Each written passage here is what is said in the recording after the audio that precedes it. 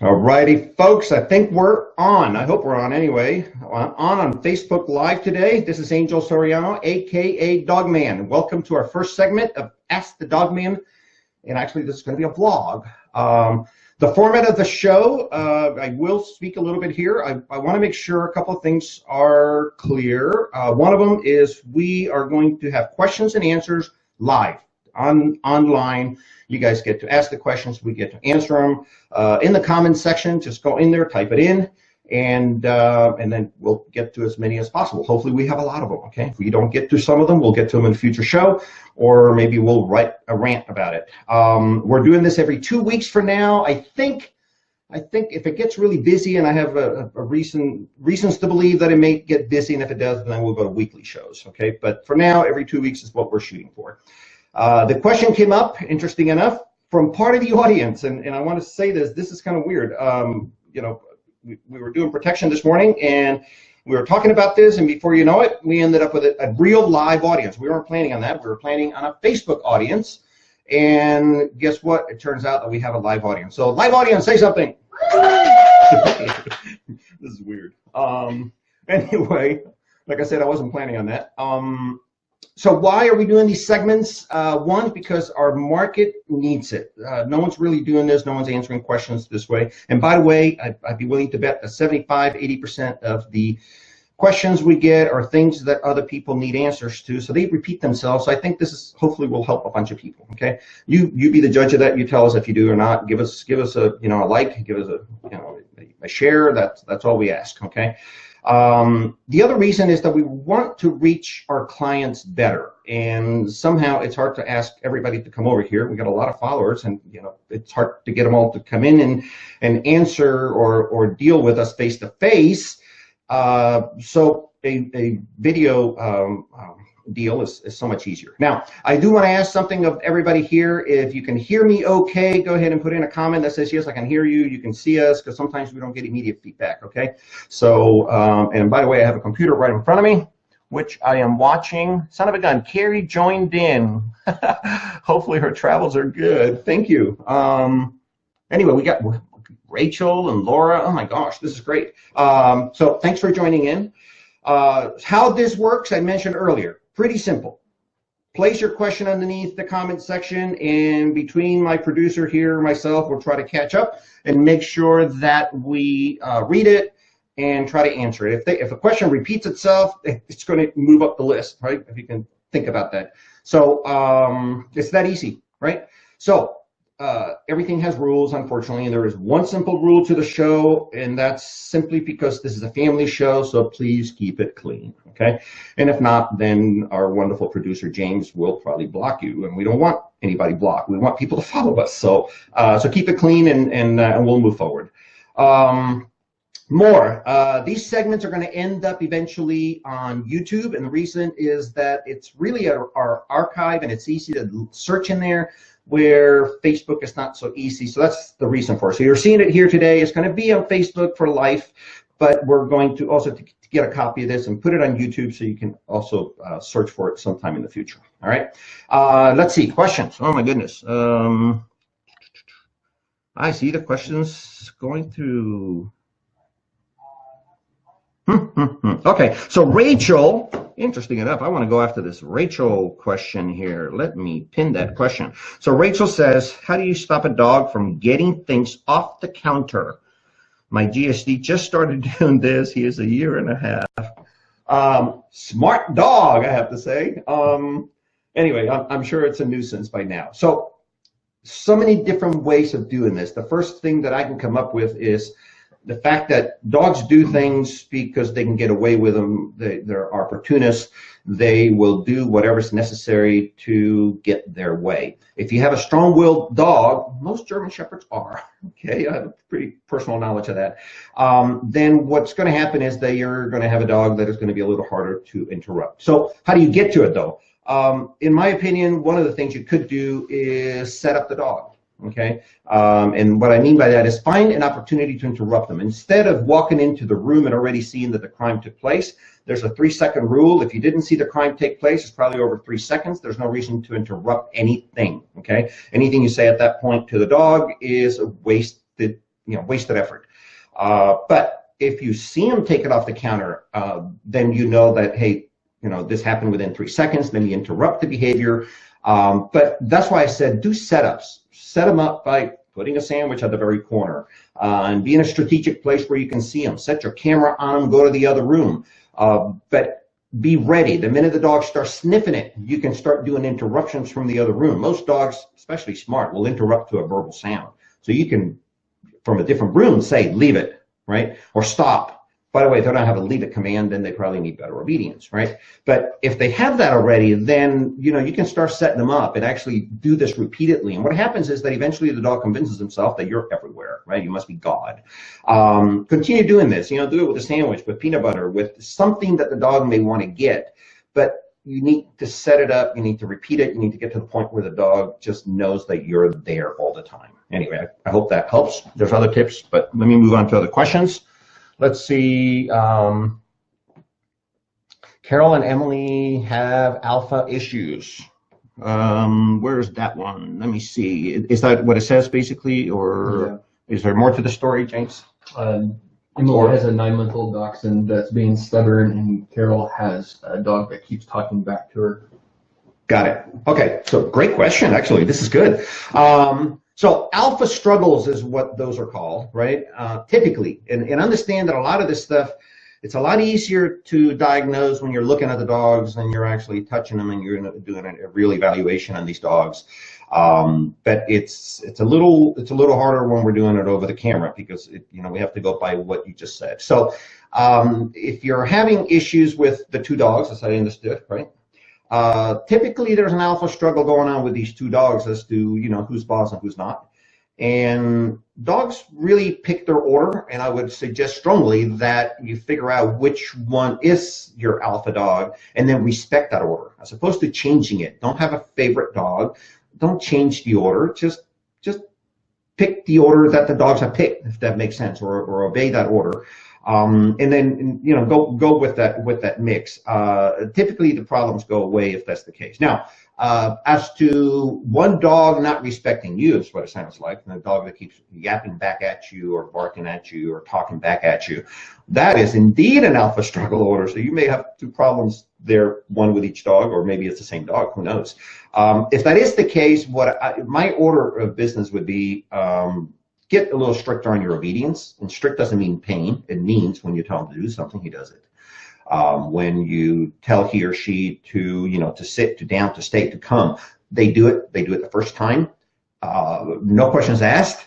And if they don't, then you show them how it's done. You praise the fact they did it, but you make them do it, right? Repeat it, repeat it, repeat it. Get stricter. How you get stricter is by shortening your distance, your amount of time. If you tell your dog to sit and within 2 seconds he sit, most of the world's population is happy that the dog sat within 2 seconds.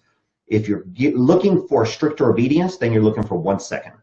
And when you have that, if you still have alpha struggle issues, you go for half a second. When you say sit, you want the dog to sit when you say tss, not sit. Does that make sense? Fraction of a second, that dog knows sit is coming, I'm sitting. You start changing the order, right? And the order is real simple. You start moving yourself up, right? I often tell people, don't mix these 2. Okay, there's a pecking order in your pack between the dogs. There's a pecking order between you and your dogs. Get it straight. Make sure the dogs understand that you're not just 6 inches above them. You are about 6 feet above them, okay? But in this case, just from the little bit I've heard or James read, actually, I think you're really better off just getting strong on your obedience. You consult an expert if you struggle with it, but get heavy on obedience for now. What else do you have, James, that are good? There's a couple here talking about 2 different dogs having nuisance barking issues. Nuisance barking, does it say to what? Yeah, barking at the doorbell, and then the other barks at everything. Okay. I love it when they repeat. So nuisance barking could be so much. It's a hard question to answer, okay, because the question is, what is this dog barking at? If you're dealing with nuisance barking that is your machine gun barking, there's a good opportunity for the dog to have some sort of fear and reacting to that fear. Fearful dogs will bark at anything that is different, right? anything that changes in the world, like a new neighbor or a car next door that the neighbor bought that they're not used to hearing, a new dog bark, anything like that. A fear-triggered animal is going to bark at it. So it's hard to understand or to answer this properly without really knowing the motivation of that one that continually barks. Okay, so nuisance barking, typically, it could be that. I mean, if it's not a machine gun barking and it's cadence, then it's more defense bark, and that could very well be a dog that you probably need to train a lot better. Okay, typically cadence and deep bark, if it's a deep, manly voice bark, if I can call it that, then you're dealing with a dog that may have defense drive. And if that is the case, gosh, talk to somebody, talk to us. That may be a personal protection dog. And we'd love to train that. Back to the what I think you may be having, typically with nuisance barking, it's, there's either yapping or machine gun barking. And that type of barking typically is triggered by something going on that is fearfully motivated. So how do you get on top of that is to build a structure around the dog where their confidence level is changing. Expose them to things that will do this. And then at home, start an interruption base, and it should be done pretty carefully. And what I mean by that is, if he is barking at the door, don't just assume and start yelling at him to shut up. That doesn't work. Go to the door, do your inspection, look out the window, give him the satisfaction he needed, then tell him to stop. Give him a command to sit, stop, and then move him away back to your business, right, wherever it is you were at. But give him the credit, right? The credit is he barked at something. If it was the door, then go inspect the door and talk to them and say, hey, there was no one there. Now, if there is somebody nearby, then you may want to reward them for that, right? I mean, if there's somebody that shouldn't be in your neighborhood and you're saying, hey, that's a weird car, it shouldn't be here, then reward them for it. For crying out loud, you don't want to correct the dog from doing any kind of barking. Before you know it, you're not going to have the alarm system you thought you had, right? So hopefully that helps a little bit, and hopefully I answered the question. Let's see what else we got here, unless, James, you spotted something. If not, I'll just continue going down the list. Bear with us, folks. I'm reading down the line here. Anything, James? Yeah, Gretchen just sent a behavior question. Okay. Regarding a dog. I see it. Okay, let me read it. I just saw it. So Gretchen has two lab mixes. One is clearly the alpha dog, the other submissive. They are both normally dog friendly and do well around other dogs. Phenomenal, that's great. With friends and family at home. But for some reason, the dog who is clearly the alpha doesn't like it when we encounter dogs on a walk. Okay, oops, I can't read the rest of it. Can you read the rest of it? Yeah, hair stands up. He transfers aggression towards the other dog. Any idea what's going on? So it sounds like territorial and then redirection. Yep. So couple of things could be going on.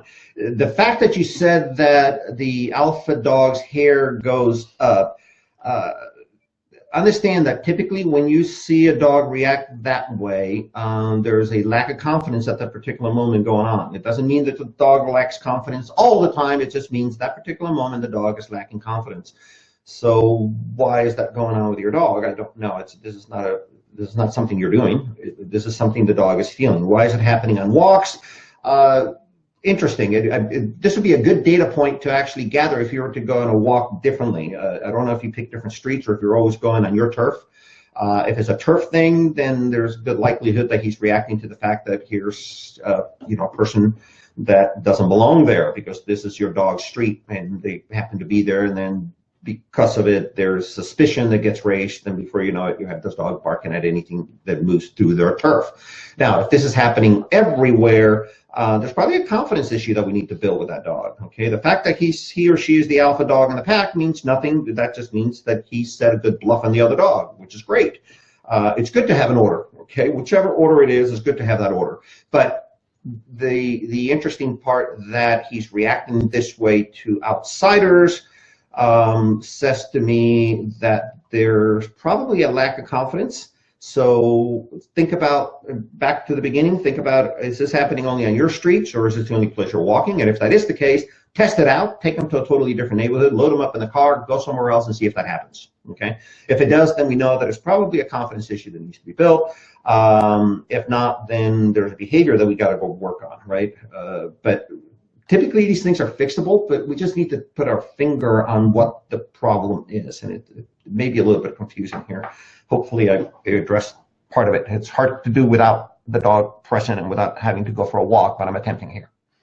Did you pick anything else? Let me unpin that one and see what the next one is. Bear with us, folks. Jeremy has a 10-month-old boxer who digs holes. Hole digger. Ooh, this is good. We get that question all the time. This will cover like a bunch of people. We like it. Okay, so why is the dog digging? Okay, so multiple reasons. Okay, one is fun, right? Look at the dog's claws. They're built for digging, for crying out loud. I mean, the reason they dig is because no one taught them not to. You leave a dog alone in the backyard, he's going to dig. Now, I'm not suggesting that's what's happening here, but the point is that they're built for digging. They're going to dig, and they like it, and they're going to continue to do it. Okay. Now, so that's one reason. It's fun. Two, are they digging in an area that is darker or cooler than the rest of the yard? That is important to know, because if this is in the summer and they're doing this, they may be trying to stay cool. Are they digging in an area that is warmer than the rest and this is in the winter? They may be doing it because they're trying to warm up, right? I mean, you may just put them outside for 20, 30 minutes to go play, and you have Champ go to the corner, dig a hole, and lay in it. Are they laying in it, right? Or are they hunting? Think about that. Are they digging up and hunting? Sometimes you have little critters in the backyard, and you have a dog that actually, basically, drills a trench for you through the whole backyard. That happens, okay? So why is it happening? Multiple reasons. It could be, they're looking for a place to lay. It could be that they're getting creative. Who knows? One of the good ways to try to get on top of this, okay, and I'm going to give you 2 tips, is regardless of what that is, and I shouldn't say that. Let me go back. If it's indeed an issue of, hey, they're looking for a place to lay, then they're probably spending too much time outside, okay, or lonely. If they're looking for a place to cool, then find a way to cool them down a little better, right? Sometimes I tell people, look, put a carpet out there and soak it up during the summer. And guess what? They're going to be laying on the soaked carpet because it's kind of cool. But if for any other reason, here's what I would suggest you do. A couple of things. One is every dynamite bomb hole you got in the backyard, I would suggest that you go pick up all the feces you can. Dog feces preferably, okay? You need to use it, right? So I would suggest you go pick it up and throw it in every hole you possibly find. The fresher, the better. The petrified stuff you can throw out in the garbage, okay? You should have thrown that out a long time ago. But if not, then find the fresh stuff, put it in the holes, and just throw a little bit of dirt on it, cover it up. Do this at every hole. I would suggest you do this every 12 hours, okay? So twice a day, you go out there and you cover up the holes. Eventually, you're going to have all your holes covered up. Pay attention, because every 12 hours, you're going to find a new one. Okay, most dogs are not going to dig in their own feces. Now, what will happen though is that they will, dig up a new hole, right? If they dig up a new hole, what do? Then put some more feces in it. There'll be a time. This is going to take several weeks. Sometimes, usually about a smart dog, about 7 to 10 days, but it may take several weeks. What normally happens is that dogs eventually get it, that every time they dig a hole, poop comes out of it. So they start leaving it alone, okay? The other plus side of it, you're going to end up with a nice green backyard. So anyway, that's one. The other is a little more expensive, and that is get yourself, a bunch of cayenne pepper. This is not cheap. Cayenne pepper can run up some change, especially if you use it in large amounts. But I would say mix half a cup of cayenne pepper to 1 full cup of vinegar. Stir it all up, put it in the refrigerator for about a day or 2, let it cook up, okay? It's going to get pretty sour, and then use that to put in the holes, okay? You can do that as well. Feces is so much cheaper. Okay, what other questions do we have, James? You're pinned at the top, Sandy. I see it. It says, Sandy says, my dog has become food aggressive. Ouch. And let's see. N is, okay, my dog has become food aggressive and is the same way with his bones. How can I correct this? He is 1 year old. Cool. Okay. So, no, not cool. Young dog. That's the good thing about this. That's why I said cool. Okay. So a couple of things you probably should do, but I want to talk more about the behavior. Food aggression should never be tolerated, okay? So I'm going to give you a couple of tips as to how to do it, but really important, I suggest you see somebody, okay? Because I don't want you guys to run with this fix and then say, well, darn it, it didn't work, or it may or may not work because I may not get the behavior correct simply because I'm not looking at the dog, okay? But just the sound practice on something of that nature is that any dog that is having food aggression with their humans, there's an alpha struggle issue, okay? I feed my dog, I don't expect him to bite me. So I should be able to put the dish down, I should be able to play with that dish, and I should be able to pull it up, and I should be able to put it back together again, or back on the floor again, and this dog should just be waiting, okay? Any dog that decides to assault me, there's an alpha struggle between that dog and I, okay? Not the end of the world, it's just an alpha struggle. So so that's one, and I'm going to cover that here in a second. The other item on there was, what was it? Oh, you moved it on me. Let's go back to that. Let me go ahead and continue talking about that until James gets to it. So if there's an alpha struggle issue, I think some of you heard me earlier, alpha struggles are solved primarily and almost always by doing some strict obedience on that dog and changing the order, okay? And I need to be really clear again. I'm going to repeat myself. Strictness does not mean abuse. It does not mean beating, and we don't believe in that kind of stuff. You shouldn't either. It means that when you tell your dog to do something, they do it, okay? And if they don't do it, then start with just basic obedience. If you have total bonehead and there's no obedience going on and the dog is not listening to you, then what needs to happen is you need to start from scratch and say, let me just do some basic obedience on this dog and let him get, to understand what you mean on a given day. And then you move it to strict obedience. And strict obedience is going to be tighter, stronger, faster. You want that dog to be a little ninja. When you tell him to do something, he does it, right? What happens is, as you do this, is not only does your obedience get great and everybody loves your dog and everybody says, wow, how did you do this? But you're also changed that alpha struggle, okay? The next point is, the other point on this is that there is a food order, and I would suggest that you start limiting when it is you give your dog the food and how you give it to them. You are the provider. Okay, that dog should respect that at all times. By the way, we can help you with that stuff. Any good professional should be able to help you with this, but give us a call. This is fixable. Don't live with it. 1-year-old, this is fixable. Okay. There was another part to that same question, and I think resource over bones. Bones. Okay, very similar. It's the same fix. However, what I would suggest you do right off the bat, right now, at this very moment, pull the bones. They don't get them until the problem is fixed. Okay, fix the problem with food, then introduce bones again. But until such day, take them away. The dog doesn't need bones to live on. It's just a, something you're giving them to for being good, or, just because you want to treat them to something. They don't need to have this bone in their life. Okay, so pull that away. What about food aggression between dogs? Okay. So got a question from the audience. I love this.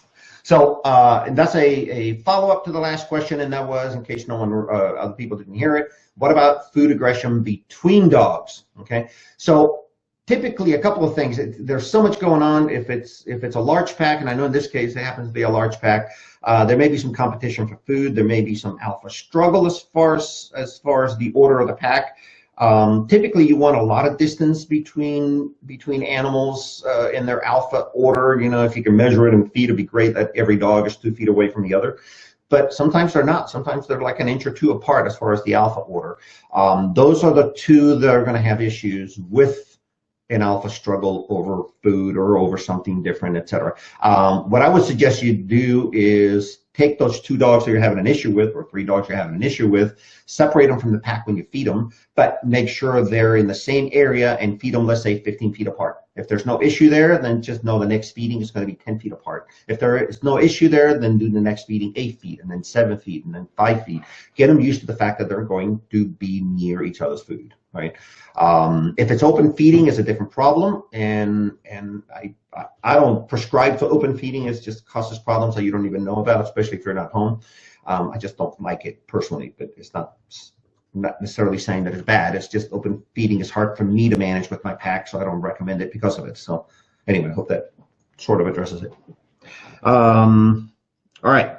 There's 3 or 4 here about just general jumping and counter surfing. Jumping. Okay, counter surfing I covered a little while ago. So, go to YouTube after this. We'll post it on there. Jumping. There was Gail also that had posted a jumping question. So, you know, we have a jumping challenge video right on our YouTube channel. Please go look at it. It's going to give you a whole bunch of different ideas. It's kind of a lengthy video, but it gives you something like 7 or 8 tips, okay? And I'm just going to give you a couple here just to make this short and to the point, but go look at that video. By the way, that video is like 25, 30 minutes long, so just stay on it. We call it the 3-day challenge on jumping. But a couple of things. One is, why do dogs jump? Gosh, I hate it when people ask me a question that is like long-winded, because now you're going to get, you know, this long version of an answer. Dogs typically jump because they want to greet. Okay, they are either starved for attention, not necessarily saying you're not giving them attention. It just means that dog wants more attention than you're giving it, right? And some dogs are starved for attention 24/7. So they may be jumping as a result of the fact that they're starved for attention, no fault of yours. But the bottom line is that obviously it's not a desired behavior, right? But you know, why they're jumping is because of that. The other reason, sometimes they are starved for attention over the fact that they're not getting enough attention. So I tell people, wouldn't this be great if you started as a puppy, right? You introduce a puppy to no jumping by getting on your knees when you say hello, not by bringing them to your laps. You know, it's really cool to have your little 10-pound puppy and you clap and they jump up and you say hello, and you're teaching them all sorts of crappy behaviors that you're going to be dealing with and then asking questions about later. But what happens is that they get used to it and they grow with this. Now, so if you have a puppy, start now. That 10-pound puppy will be a 60-pound puppy, right? So if you want 60, 80 pounds, 100 pounds on you later on in life, then start now. You greet them at the ground, you say your hellos. When you stand up, dogs never allowed to jump. You push them off, you tell them off. Continue with your off routine. Puppies are easy to teach this kind of stuff, okay? Now, a grown-up, a different story, okay? The jumping challenge will probably show you a whole bunch of ways. I'm going to give you my best. The best way to get a dog to stop jumping on you, you grab their front paws when they jump and you hold them, okay? You're going to hold them until that dog dances, okay? And I truly mean they're going to dance. They're going to be pulling back and forth on those legs. When they do that, count about 3 or 4 Mississippis, drop them, say the word off, and wait. If he jumps again, you grab him, repeat, okay? Until he dances again. Once he's done with the dancing, drop the legs, say off. The minute he doesn't jump on you, you reward the off, okay? And what that means is you get on your knees, whatever it takes, you get on your knees, and you say good off. Always reward the command, okay? Good off, not good dog, not good Lucy. She has no control over her name. She has no control over her gender. So it's not good boy, it's good off, right? And repeat the procedure again. Repeat it a bunch of times. It's very effective on most dogs. By the way, a parting note on that subject alone is most dogs don't react well to this kneeing thing that a lot of people like to teach you, okay? They jump and they give them the knee. They don't react well to it for a lot of reasons. If you have a high-energy dog, that game's on. They want to play with you. This is fun, okay? If you don't have a high-energy dog or you have a submissive dog, you've scared the daylights out of them while you're doing this, right? So there are very few dogs out there that this works for. There's no reason to knee, you know, a dog for that purpose. There are many different reasons. Go look for that video. That would be a good teaching video. James, how are we doing on time? I don't want to bore these people. Good. Okay. So I tell you what, folks, we are at the top of the hour. I want to be respectful of your time. We said it was going to be a 30-minute show. We have a lot of great questions. We're probably going to use some of those for a couple of rants. So look for a couple of videos. Certainly, the goal here is that we are going to do this again in 2 weeks. So I think 2 weeks will be the 20th. So we do appreciate you guys being on here today. This is the Ask the Dogman show, or vlog. I hate that word, but eventually I'm going to get used to it. And we appreciate you being here. The other point here really quick is that in 2 weeks on the 20th, we're going to have a guest with us. Okay, his name is Steve Cook. So Steve Cook will be in the house. For those who don't know who he is, a little background. Steve is a nutritionist, animal nutritionist. So when you call in, no human questions. He's energetic. He's funny. Actually do ask some human questions. That'd be kind of funny to see him scramble. He's got personality. He's a real card. So it'll be fun to have him here. Actually, we're going to be at his place the more I think about it. So it'll be kind of a fun show. So just tune in. Look for a Facebook event announcement in about 2 weeks. We're going to talk about it. For now, mark your calendars for the 20th. Remember, if you like this segment, tell your friends, share it. This is all we ask from you. Just know that we're looking for your likes, your hugs, your tweets, whatever it is you want to do. And go to YouTube and subscribe for us. We also would like that. That's youtube.com/K9 University. There'll be on the comment section. There should be a way to also sign up. I think we put it on there. You can also sign up by going to myk9u.com, ask the DogMan. And in closing, we've answered a bunch of questions for you. Have a couple of questions for you. I'm sorry, we've answered questions for you. I have a question from you, okay? And that is, do you rather post questions like you did today on the comment section, or would you like to have a real phone type question? Do we need to have a phone line? That's a little more expensive because it's got to be manned and all that good stuff. But give us your feedback in the comment section of this post here, and let us know if that would be better. And then I have a second question, and that is, we're thinking of doing this live segment on Saturday AMs like we did today. Give us feedback if there's a better time. You know, is lunchtime good, etc. Right? And let's see, this is it. This is Angel Soriano, aka DogMan, barking back at you from K9 University. You ask, we answer.